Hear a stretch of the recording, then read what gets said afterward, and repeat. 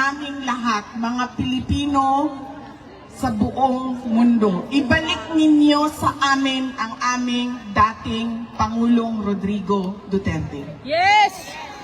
Ang susunod ko po na mensahe ay mensahe ng pagpapasalamat sa inyong lahat sa pag-celebrate ninyo. Unang-una noong birthday ni dating Pangulong Rodrigo Duterte noong March 28. At ngayon ang pag-celebrate ninyo sa aking birthday naman, May 31. Present to you the Vice President of the Republic of the Philippines, the future President of the Philippines. Vice President Inday Sara Duterte!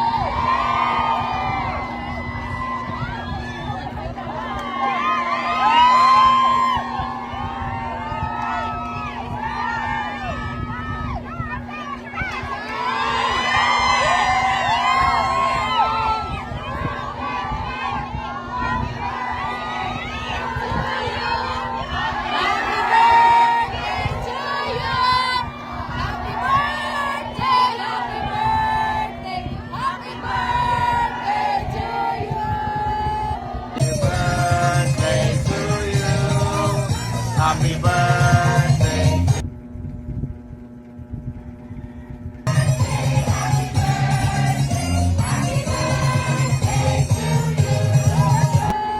Thank you mga kababayan. Assalamualaikum warahmatullahi wabarakatuh. Madayaw, maayong adlaw kaninyong tanan. Magandang araw sa inyong lahat. Unahin ko po muna ang aking mga pagpapasalamat. Una po, ang pagpapasalamat natin sa Diyos dahil binigay niya sa atin ang araw na ito para tayo ay magsama-sama para sa pagmamahal natin sa ating dating Pangulong Rodrigo Duterte. At pangalawang pagpapasalamat sa Diyos ay binigyan niya tayo ng magandang panahon. Malamig pero may araw. Patay tayo sa sunburn. I-ready ninyo ang inyong mga sunblock. Paniguraduhin ninyo ang inyong mga kutis. At ang sunod na pagpapasalamat ko ay para sa inyong lahat dahil sa oras ninyo, sa pagbabiyahe ninyo, sa suporta ninyo na ipinapakita at sa pag-celebrate ninyo sa araw na ito. Maraming salamat sa inyo. Madami ang galing pa sa ibang bansa, galing sa United Kingdom, galing sa Germany, galing sa France, galing sa Ireland, galing sa Belgium, galing sa Italy, galing sa Spain, at yung mga tiga Netherlands. I think meron din galing sa United States of America.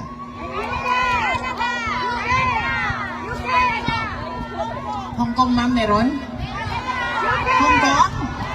Oh, wow! Ang layo na biniyahin nyo, ha? Manila, meron ba? Norway daw, Norway. Davao. Galing pang Davao. Maraming salamat dahil binigay ninyo ang oras ninyo, ang araw na ito para sa ating pagtitipon at binigay ninyo ang pagkakataon na ito para kami ay mapakinggan at para tayo ay magsama-sama ngayong araw na ito. Maraming salamat sa inyo at baka makalimutan ko mamaya dahil sa sobrang excited ng aking mga mensahe sa inyo. Mag-ingat kayong pauwi mamaya o bukas o kailanman na babalik kayo sa inyong mga tahanan. Mag-ingat po kayo. Kailangan nilang ganting picture. Ang sunod na pagpapasalamat ko ay sa lahat po Kailangan ng nila ating magaling mga picture. guest speakers. speakers Pasend, no, ngayong araw na ito. Isa-isahin ko po ang mga pangalan. Tulungan niyo po ako kapag meron akong nakalimutan na pangalan. Ang una pong nagsalita ay si Dr. Richard Mata. Ang sunod na nagsalita ay si Maharlika. Signal, Ang signal. sunod ay si Signal. Attorney Vic Rodriguez.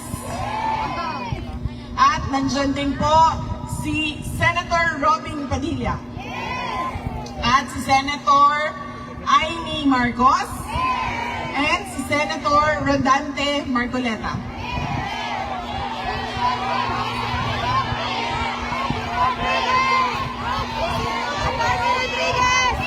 Sandali, pag sabay-sabay ka nagsasalita, hindi ko naririnig. At, yes, of course, nakalimutan ko dahil dito na siya nakatira. Si spokesperson natin, Attorney Harry Roque. At nandito din si Congressman Bem Noel ng Anwaray Party List.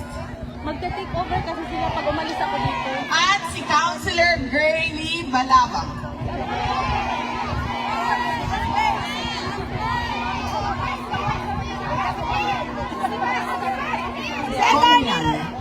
Conlan. Malcolm Conlan. Attorney Rodriguez! Okay. Sino pa? Attorney! Oh, nakalimutan ko ang aking kapatid. Ang aming Vice Mayor-elect at kasalukuyang Mayor ng Davao City, Sebastian Duterte. Kung Claudia Bautista. At Congressman Claudia Bautista ng Davao Occidental. Nagpapasalamat ako sa kanila dahil Malcolm Conlan.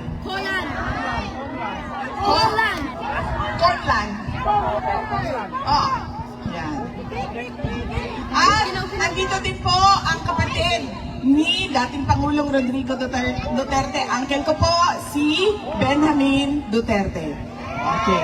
Meron pa nakalimutan? Attorney Rodriguez! Vic Rodriguez, tapos na, kanina. Tapos na, Dr. Mata. Asawa po ni Dr. Mata, Wala si pa. Mrs. Erica Mata. Okay. Sigurado kayo, walang nakalimutan sa pagpapasalamat. At ang susunod na pagpapasalamat ay sa lahat po ng volunteers ng ating rally gathering ngayong umaga na ito. Nagpapasalamat po ako sa kanila. Hindi ko po sila maisa-isa dahil napakarami po ng volunteers natin dito sa The Hague at sa Netherlands at iba't ibang mga lugar na nagsama-sama para mabuo yung ating pagtitipon ngayong araw na ito. Maraming salamat po sa ating mga iakyat po ang kamay, mga volunteers. Andyan po sila, mga volunteers natin. Maraming salamat sa inyo. Ang susunod na pagpapasalamat po ay mga kaibigan natin sa media. Dahil nandito sila, naninigurado na marinig ang boses natin sa buong mundo. At ang huling pagpapasalamat ay sa local government ng The Hague, Netherlands dahil tinulungan nila tayo na mabuo yung ating programa ngayong araw na ito. Meron pa ba akong nakalimutan pasalamatan? Okay. Anong lugar, ma'am? Iakyat niyo yung banner niyo, ma'am, para mabasa. London! UK! United Kingdom. Amsterdam! London. Amsterdam! UK. Ma'am, ayaw niyang sumama sa inyo. London. United Kingdom. Amsterdam! Amsterdam! Switzerland. Okay. Butuan City, Mindanao.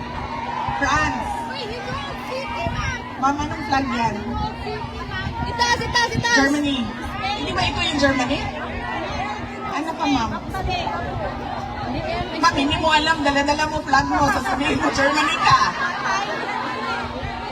Ano yan? Belgium! Walay sa Germany. Belgium! Kasi magkamukha sila ng flag. Belgium. Canada! Iceland. Canada! Canada! Canada! Canada. Denmark daw, Denmark. Tapos na. Canada. Okay? Please,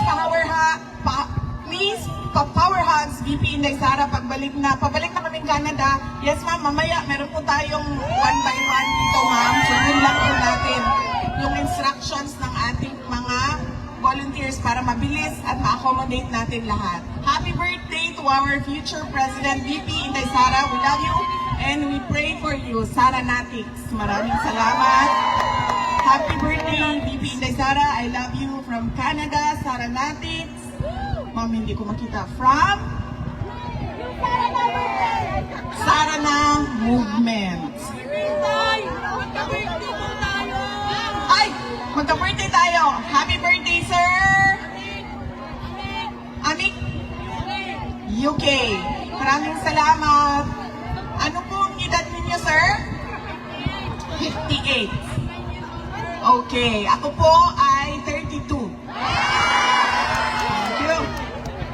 Magkalayo po ang edad namin ni sir, pero pareho kami ng birthday.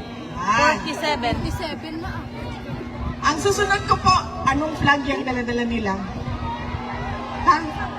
Yung flag na blue tapos may yellow. Bangsamoro! Sweden. Bangsamoro! Di bale, sa susunod na balik ko, sana hindi na naman nababalik ako dahil nauwi na natin si Pangulong Rodrigo Duterte. Ay, ma-memorize ko na talaga yung mga flag ninyo. Anong flag ito? Norway. Bangsamoro.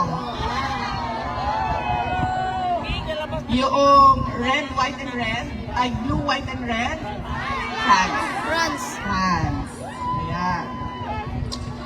Ang susunod ko po na mensahe ay mensahe po sa ICC na pakawalan nyo na at ipadala nyo na pauwi si dating Pangulong Rodrigo Duterte sa Pilipinas. Dahil gaano man nasabihin nila na wala na kami kung paano siya kinuha, dinukot, kinidnap doon sa Pilipinas, ang importante ay nandito siya sa amin at tutuloy yung paglilitis, ay dapat hindi ganon. Dahil, di ba, sila yung nagsasabi, lahat may human rights. So, dapat ibigay din nila yung human right ni dating Pangulong Rodrigo Duterte na ibalik sa Pilipinas at i-check ng ating mga lokal na korte kung karapat-dapat ba na siya ay ipadala dito sa The Hague. Kaya dapat po hindi natin tigilan ang panawagan natin sa ICC to send him home. At huwag natin tigilan ang panawagan natin doon sa loob ng Pilipinas na lahat sa ating gobyerno ay dapat gawin nila, bring him home. Bring him home! Bring him home! Bring him home! Bring him home! Bring him home! Bring him home! Hindi po dapat ipikit ng korte ang kanilang mga mata na sila ay walang jurisdiction sa kaso. Nagsimula sila sa kanilang investigasyon 2 taon matapos tayo umalis sa pagiging miyembro ng ICC. Hindi po pwede yon na kahit kailan pwede ka mag-imbestiga. Dahil ibig po sabihin nun, kapag sinabi mo, 5 years from now, mag-iimbestiga ako.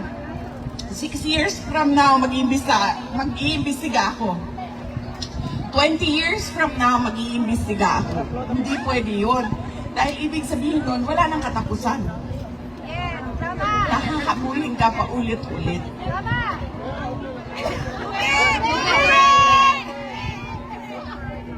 Ay, wala po si Kateki. Coco Martin!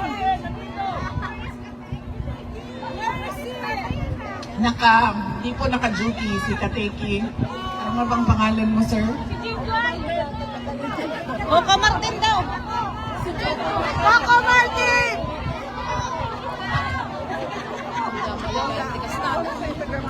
Ano daw, ma'am? Katuko? Katuko? Katuko nandito. Hindi ko naman, ma'am. Kakulay lang ng katuko, mama, pero mas guwapo siya kaysa sa mga tuko. Ano ibig sabihin ng katuko? May kabalo! Tamang tuko?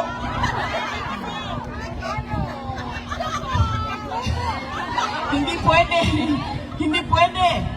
Na kung kailan mo gusto ikaw mag-imbestiga, ay ganun ang gagawin mo dahil hindi matatapos eh.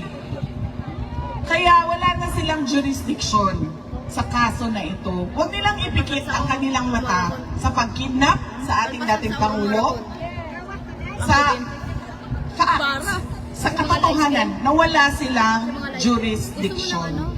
Kaya kailangan, huwag natin tigilan. Paulit-ulit ang panawagan natin, ICC, send him home. Yun lang ang hinihingi naming lahat, mga Pilipino sa buong mundo. Ibalik ninyo sa amin ang aming dating Pangulong Rodrigo Duterte. Yes! Ang susunod ko po na mensahe ay mensahe ng pagpapasalamat sa inyong lahat sa pag-celebrate ninyo. Unang-una noong birthday ni dating Pangulong Rodrigo Duterte noong March 28. At ngayon ang pag-celebrate ninyo sa aking birthday naman, May 31.